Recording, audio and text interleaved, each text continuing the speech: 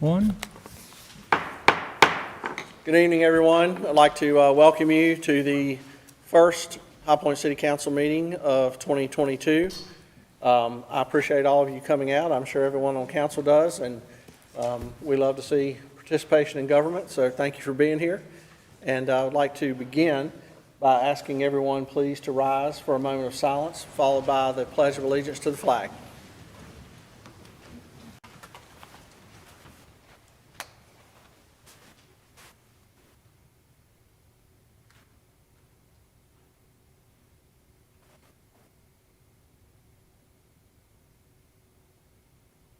Amen. I pledge allegiance to the flag of the United States of America and to the republic for which it stands, one nation, under God, indivisible, with liberty and justice for all.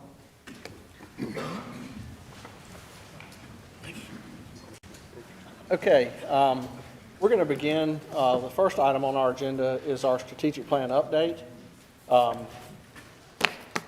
And for that, I want to begin by recognizing Councilman Chris Williams, who will give us an update on our blight reduction strategy. Thank you, Mr. Mayor. I'll apologize early. My sinuses are cutting up just like the weather, so if it goes out, it goes out. During this period, the local code enforcement staff processed 25 new minimum housing cases, 20 new public nuisance complaints, and collected 220 signs. Additionally, during the month of December, the staff recorded 19 zoning complaints. A total of 21 public nuisance cases were abated, 9 by the city and 12 owner abated. The staff inspectors did not work Saturday in December. However, the 4 inspectors did work 2.5 hours one afternoon on 12/16 and collected 220 signs. 5 properties with ordinance passed are in the appeals period. Demolition bids will be requested when the appeal period has expired. 6 properties are waiting for asbestos abatement and demolition. There are 5 housing cases with ordinances passed for demolitions waiting for repairs to be completed. Once again, that is 337 Wingo and 216 Underhill.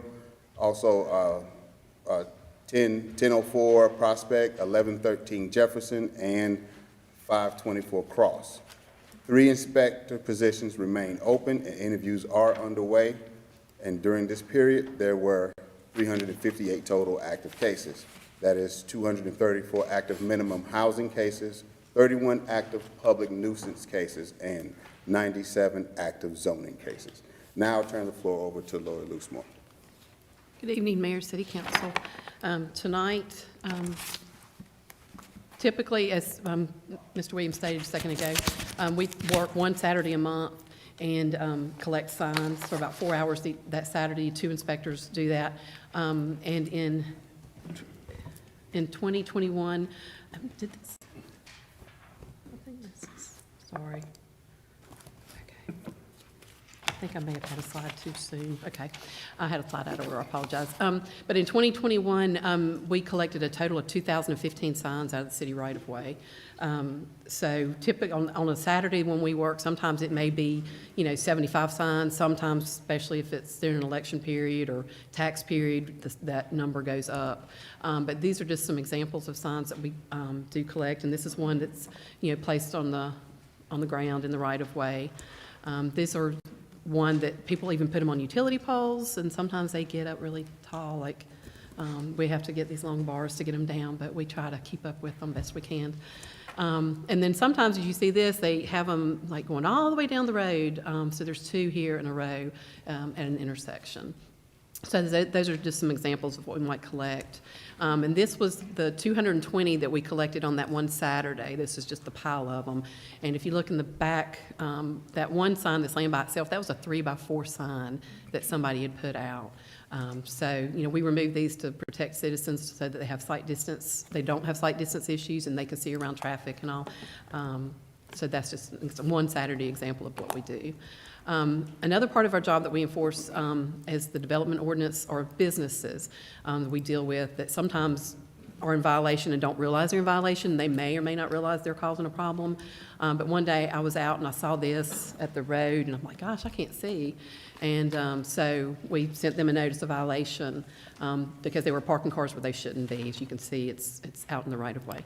And this is after they moved, so you can see the difference on people, how they could see that the oncoming traffic and be able to pull out safely. So that's just some other examples other than the housing that I know y'all are tired of seeing every month that get repaired. So just wanted to share with you other things that we do. Thank you. Thank you, Lori. That's all we have, Mayor. I have a question for Lori. In addition to cleaning up the signs, do we ever take the time to call these numbers that are on all these signs and say, hey, this is illegal, and so they don't just keep wasting their money? We on these do. signs? The one that you saw up there, I think we collected over like 40 of his signs one Saturday. But we do. If it's just a here and there sign, we just usually remove it. If it's someone who is doing it repeatedly or having a high number of signs that are out there, we send them a notice of violation. And so they're given, we remove them, but then we tell them, don't do it again. And then if they do, then we then document it and send them a civil penalty. Good. All set? That's it. Thank you. Okay, we'll now have a update on our marketing and branding initiative, and for that, I'll recognize Councilman Michael Holmes. Thank you, Mr. Mayor.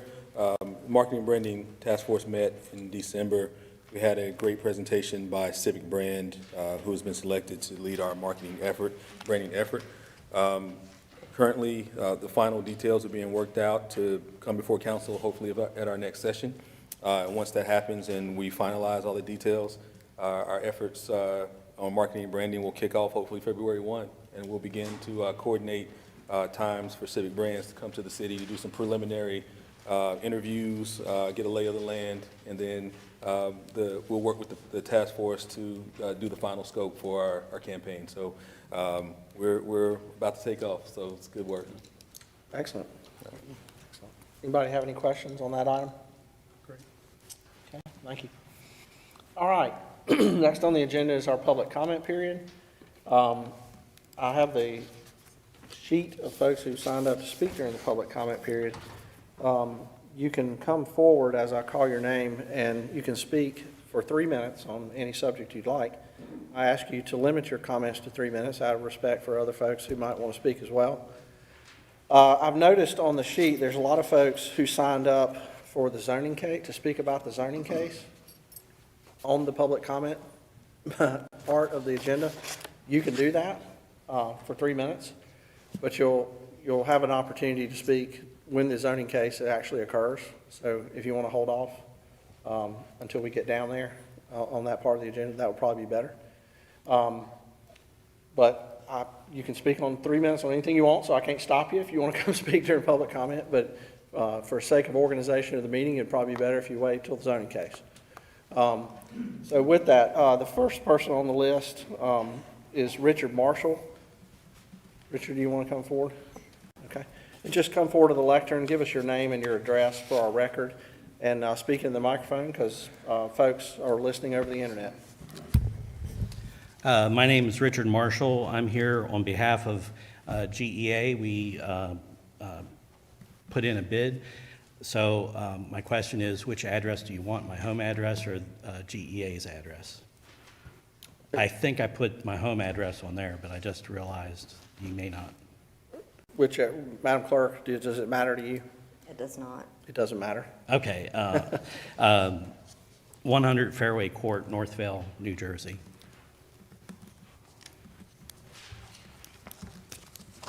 So I'll start out. Thank you first, Honorable Mayor and City Council members. I appreciate your time. I know your schedule is very busy. As I said, my name is Richard Marshall. I am representing GEA. High Point has been a valued customer of GEA's for many years. I think it's over 20, with equipment at both wastewater facilities. So I'm here to talk today to you about consent agenda item number 2021572 and ask that it be returned for further evaluation and involvement of the city's attorney to help address our legal concerns and differences.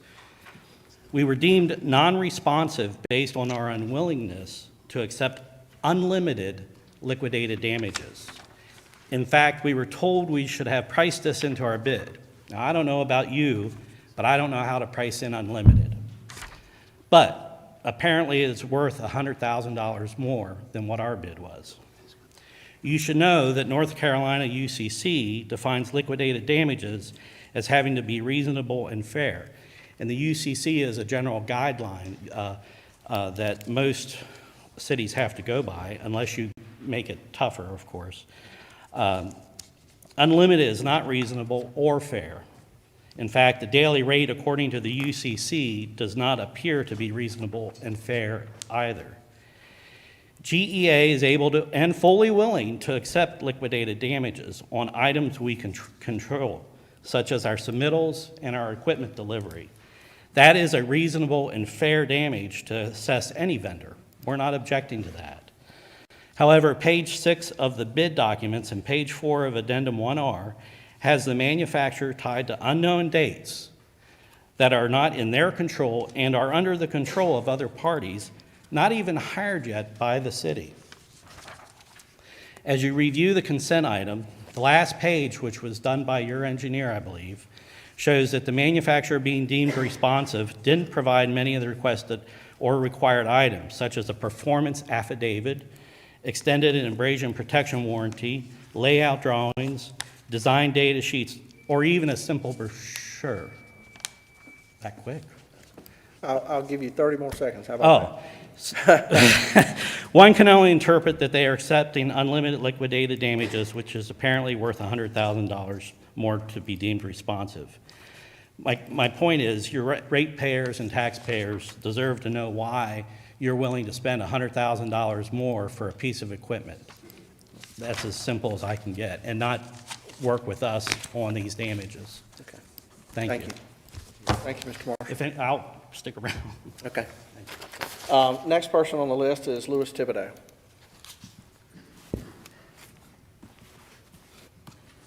My name is Louis Thibodeau. I reside at 1242 Kensington Drive, High Point. Mayor and council members, I want to say thank you for your service. And I also want to thank all of those who had a part in restoring power to so many in High Point yesterday and today after the storm.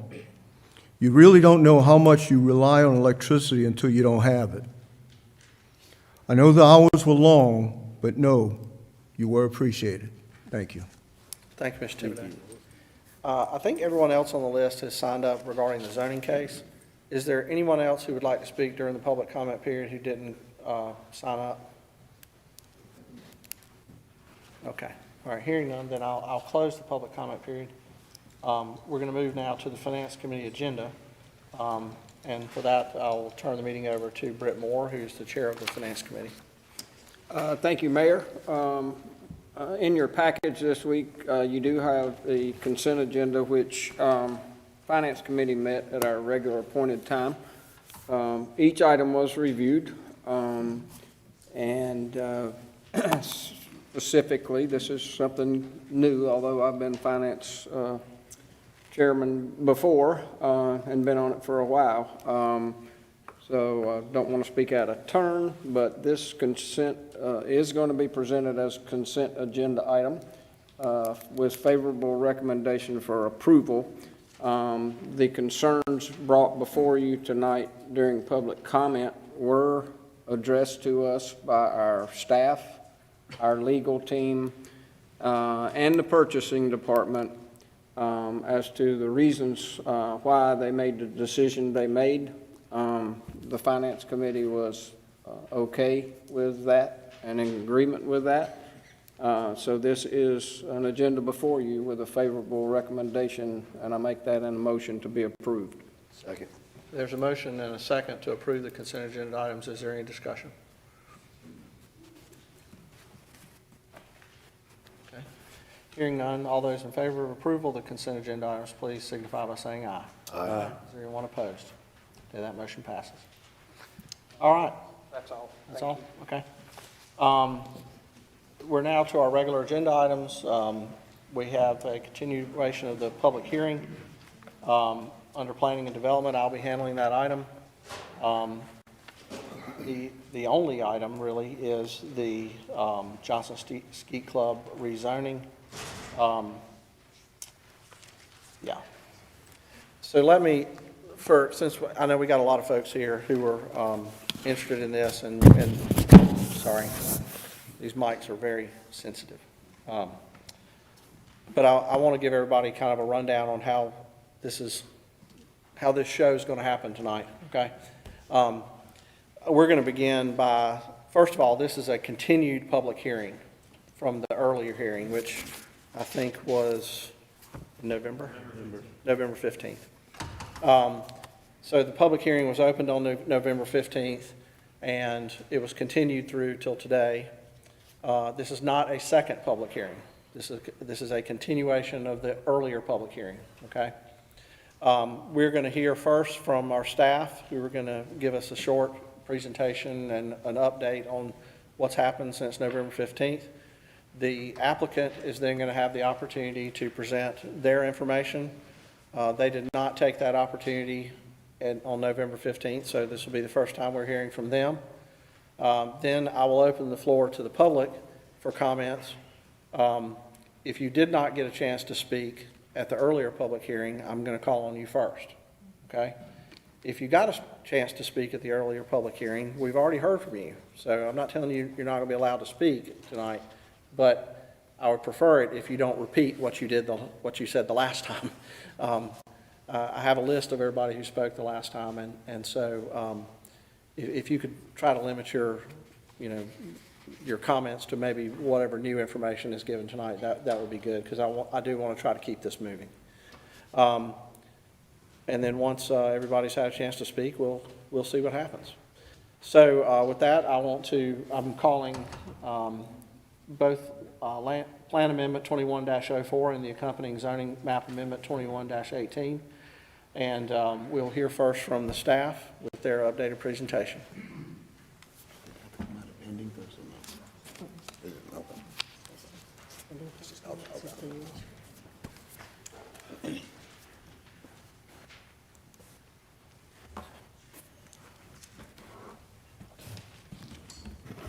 Yeah, Mr. Mayor, Herb Shannon, Senior Planner with the City of High Point Planning and Development Department. Since it's been almost 2 months since the last public hearing on this item, staff would just like to do a brief summary. This is for a plan amendment case 2104 and zoning map amendment 21-18. At your November 15th public hearing, staff presented plan amendment application to change the land use map classification for a 13-acre tract, and also a request for rezoning this tract at the southeast corner of Johnson Street and Ski Club Road. And the item was continued to tonight's public hearing. Just a brief overview. The land use plan amendment application proposed to change the official land use map classification for this tract of land from the current low-density residential designation to the local convenience commercial classification. This is a copy of the land use map for this portion of the city. You can see the location of the site. Those areas highlighted in yellow on the land use map are designated for low-density residential use. The staff recommended denial of the request because it would not be in harmony with the existing residential character of the surrounding area, and there are no policies supporting the establishment of commercial use in this area. The zoning portion of this request for this 13-acre tract was to rezone it from the current residential single-family 3, or R3 district, to a conditional zoning retail center district, with a small segment of the property to be rezoned to the conditional zoning limited business district. Staff also recommend denial of the zoning request because the proposed conditional zoning RC district conflicts with adopted policy guidance documents and would enable higher intensity regional type commercial development inconsistent with current land use policy. We had noted last time any decision council made sets policies for all 4 corners of this intersection. If council desires to amend the land use policy for this area, the staff report suggested the limited business or LB district be considered for the entire site, as the LB district is designed to accommodate low to moderate intensity office, retail, and personal service uses adjacent to or within residential neighborhoods. The LB district would reduce the intensity of development, as that would limit the development for the entire site to 50,000 square feet, and would also prohibit some uses, the main one being the LB district does not include major restaurants. That's a restaurant with a drive-through window, and that was one of the uses the applicant was seeking. The Planning and Zoning Commission reviewed both the plan amendment and the zoning map amendment at their October 26th public hearing. The commission recommended denial of both requests by a vote of 9-0.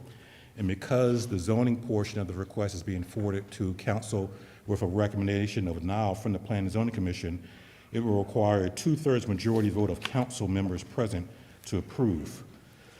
In conclusion, last week the applicant submitted to staff additional zoning conditions for our consideration. After staff review, the Planning Department, Transportation Department reviewed these with the City Attorney's Office. We've determined that except for the one condition they proposed to limit the site to only one major restaurant use, as drafted, the remaining conditions are not valid or are not considered enforceable zoning conditions. Nevertheless, whether there are additional conditions or not, that does not change the staff recommendation of denial for this request, as there are no, the conditions don't address the key issue. There are no policies supporting establishment of commercial uses at this area. The options for council for this evening: you can deny the request with the findings submitted to you from the Planning and Zoning Commission. You could approve the request tonight with those initial zoning conditions that were presented at the November 15th public hearing. If you desire to review updated conditions, you would need to continue this case to allow time to draft valid and enforceable conditions. And if there is any type of continuance, at a minimum, we would recommend that be continued to February 7th. The transportation staff and the planning staff of Mr. Chris Andrews and Mr. Andy Piper are available for any questions that you may have. That's a brief summary of where we're at this point with this application. Okay. Anyone have questions for staff?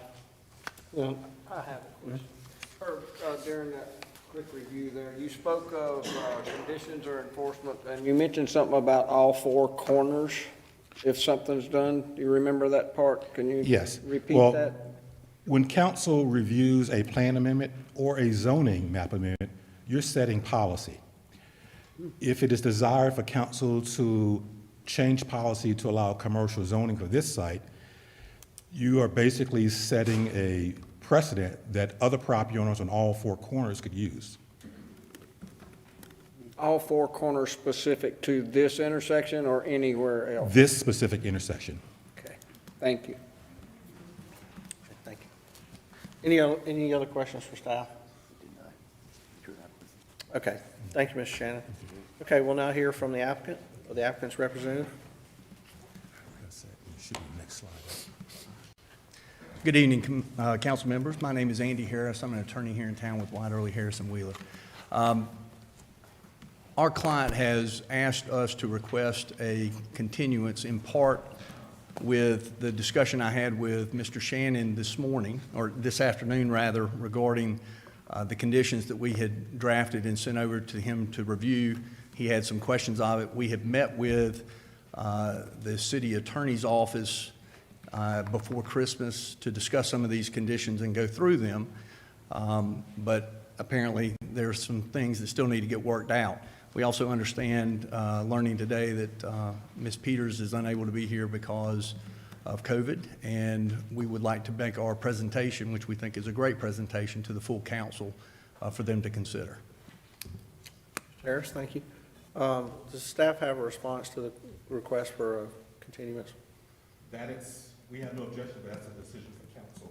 Okay. How they wish to handle it. Okay.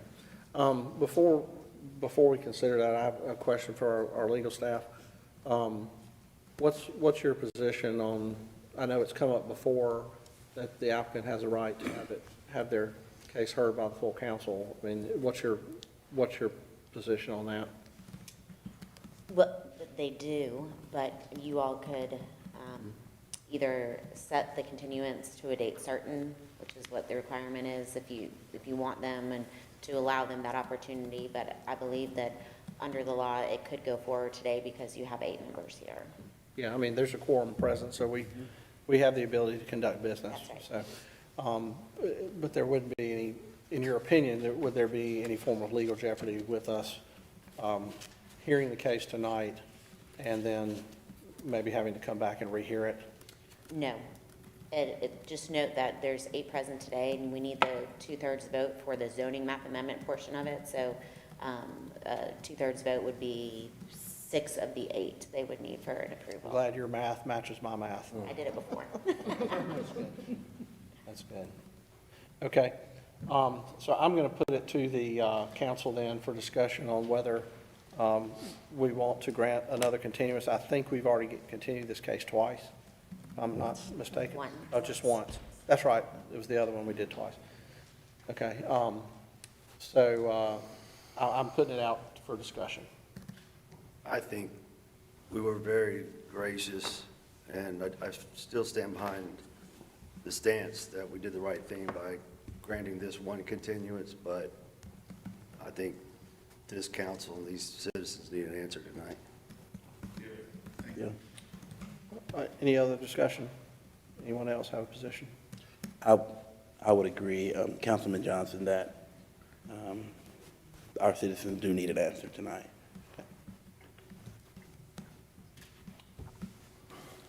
If there is a desire to grant a continuance, the floor is open for a motion to that effect. I'll move for a continuance. Okay. There's a motion that has been made for a continuance would that be to a date certain?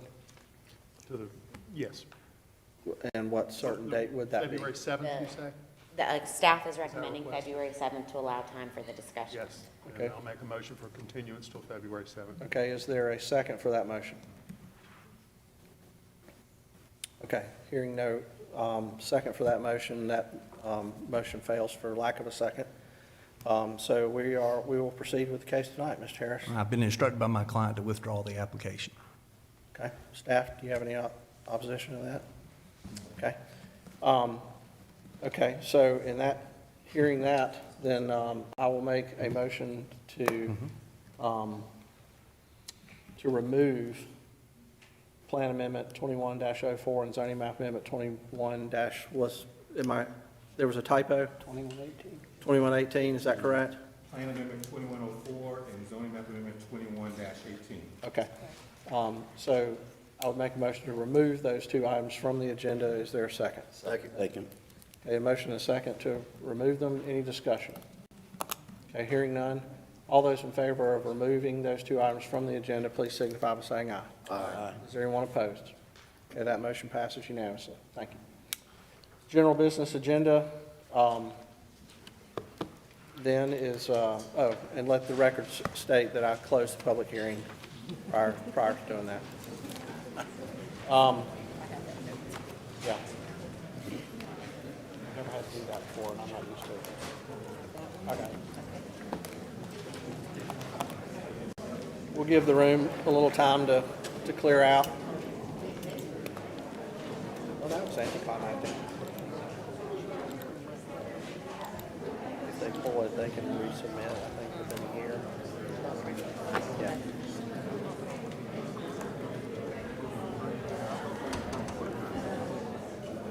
I don't remember. You may be right, I can't remember. I've got the feeling we probably won't see it. But maybe we will, who knows?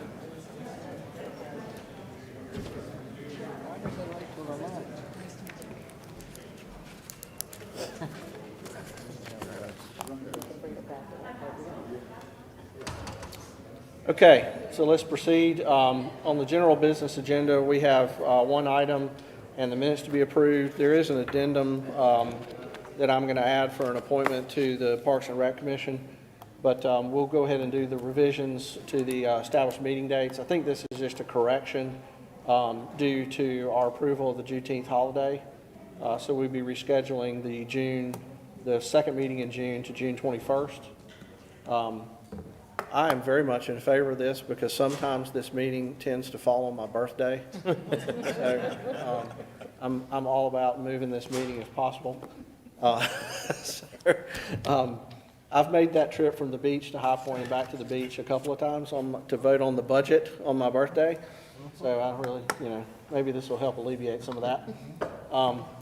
So I make a motion then for approval of that item. Is there a second? Second, Holmes. Okay, motion and a second. Any further discussion? I think that's a bad reason to move it. You're out of order, Mr. Moore. All right. So all those in favor of approval of this item, please signify by saying aye. Aye. Anyone opposed? Okay, that motion passes. I'm also making a motion to suspend the rules to add an appointment to the Parks and Recreation Commission. Is there a second? Second. Okay, so a motion and a second has been seconded by Mr. Johnson. All those in favor of suspension of the rules, please signify by saying aye. Aye. Anyone opposed? Okay, that motion passes. The item is, I believe you have it in front of you. This is the confirmation of the appointment of Dr. Nathan Morelli to the Parks and Rec Commission as Councilman Holmes Ward 6 appointee, and so I'll turn the meeting over to him, recognize him for a discussion on this item. Thank you, Mr. Mayor. Had a great discussion with Dr. Nathan Morelli. He is a resident of Ward 6. We had a great conversation. He sends his regards. He's not able to be here tonight for a very envious reason. He and his wife are vacationing in Italy at this point. So I'm very envious of that. But I think he'll be, his background, his studies, I think he'll be a great addition to the Parks and Recs Commission. Recommend approval. Okay, there's a motion for approval of this item. Is there a second? Second. Okay, motion and a second has been made. Any discussion on the item? Only I hope he doesn't get stuck there. Yeah. Well, there's worse places to get stuck. Yeah, if you're going to get stuck somewhere, Italy's not a bad place to get stuck. That's right. Okay, all those in favor of approval of this item, please signify by saying aye. Aye. Is there anyone opposed? Okay, that motion passes. All right, we have some minutes to be approved. Motion to approve. Second. Okay, motion and a second to approve the minutes. Any discussion or corrections on the minutes? Hearing none, all those in favor, please signify by saying aye. Aye. Anyone opposed? Okay, that motion passes. Is there any, only things left is to adjourn? Anybody have something they'd like to announce or discuss prior to adjournment? Yeah, Mayor, I brought you guys on, if you saw the thing I did, the news covered, but I brought you guys some of these stickers if y'all wanted some. Oh, yes. Why don't you take this opportunity, in case folks who didn't get the paper don't know what you're doing, to speak a little bit about what you're up to? So, I take my little puppy rooster about a 1.5 mile loop around Salem Point every day, so I can lose some of that COVID weight that I got. And just in Marine Corps, we always, if we saw trash, we'd always pick it up. I mean, just common sense or whatever. And I was thinking about, like, it'd be cool if I didn't have to carry all this stuff all the way back to my house, which is 1.5 miles. And, but I don't want to be rude and throw stuff in your trash can, because it just feels weird. So my entrepreneur brain started going, and I said, well, what if I could figure out a way to get people to give me permission to throw stuff away in their trash bins? So my graphics design guy put together a logo. We called it the Collaborative Community Cleanup thing. And I just posted it to next door thinking maybe this is a dumb idea, who knows, or whatever. But out of anything I've ever posted on there, it's gone more viral than anything. And so Spectrum picked up on it, Enterprise, Fox 8. And the cool thing about the Spectrum one, it even got people that I know from different veterans organizations all the way to the coast. And I just talked to Melody from the CVB. They agreed to be a distribution point. Today, they've got people from like Hickory and Statesville and all that calling her to see if they can get some of the stickers. But my hope is that, on your trash day, if you're willing, you put this on your toter, so when people walking around, walking their dogs, whatever, they see a beer can or whatever on the side of the road, they know they can put it in your trash bin. And hopefully this will be a visual reminder to people, if you're walking out and about, might as well pick up the trash. We don't always need all these civic groups to do all the trash collection. If we could just, everybody do our little part ourselves. I mean, every week, every Wednesday, I fill up at least one full grocery bag in just that one loop of Chick-fil-A and all kinds of stuff. And if everybody would do it, all the litter would be gone by next week. So That's a great idea. And, sometimes just these simple ideas take off. So that's one of those, why didn't I think of that? Yeah. Ideas, But that's a great thing, and I know we all appreciate it, and I know the community does too. Thank you, Councilman Jones. Welcome. Councilman Moore, I think you were wanting to speak. Yeah, I'm going to share something that it is public knowledge, but one of some may be different coming from a dais. But anyway, one of High Point's great advocates and citizens, Ed Price, was in a pretty serious wreck 2 days ago. And I know it's public knowledge because his son posted it on Facebook. So please keep Ed in your prayers. I don't know details and wouldn't share them from here if I did. But please keep the family and Ed in your prayers. Thank you. I know Ed was if you don't know, if you're from High Point and you don't know Ed, you need to get out more. Ed has been everywhere over the years, and I know served on our Parks and Rec board and was on the county school board, and so you know, if you don't know Ed Price, you need to get to know Ed, and I hope that he'll be okay. Is there anything else to come before the meeting? Yes, Just a couple of Councilman items. One, if it's possible, I'd like to get a report that the police released about the numbers for 2021.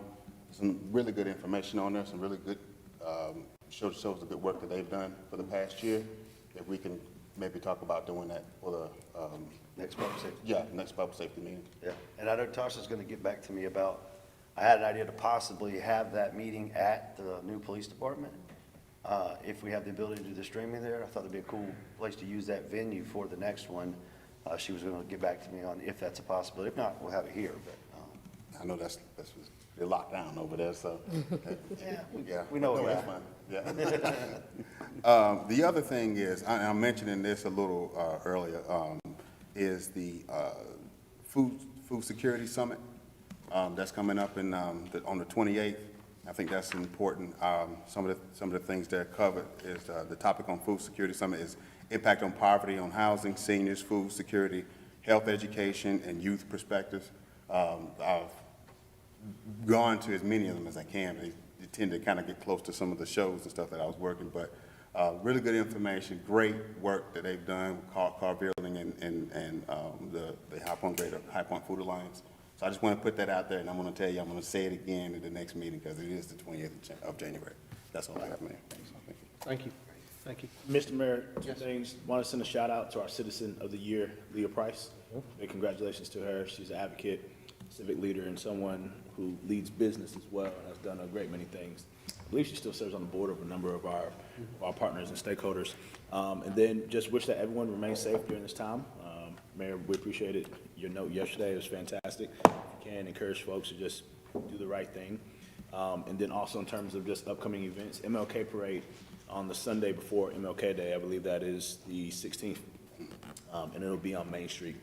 I think it's going from Green down to Montloop. So if you can make it out and celebrate that great day, please do. And if you can then get back up on Monday and make it a day on as opposed to a day off, typically a lot of folks around the city, including in our university and school systems and nonprofit organizations, are hosting volunteer projects where you can choose to honor the legacy of Dr. King, who was a man of service, and be able to serve our community in some way.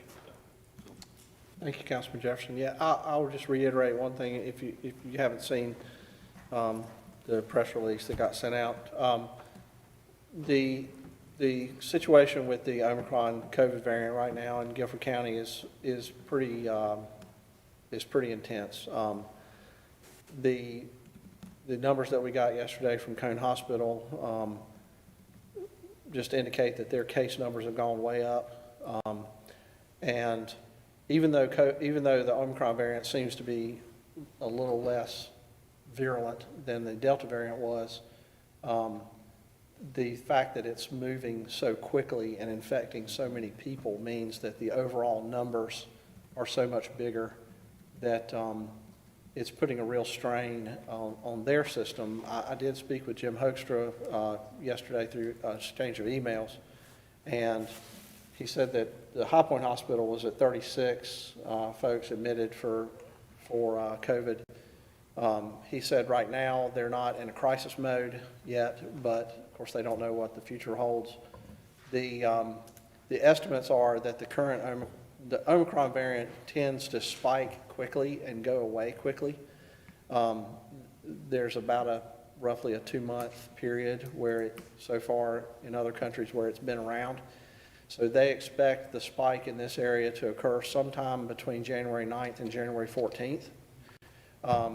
Until that time, we need to be extra careful.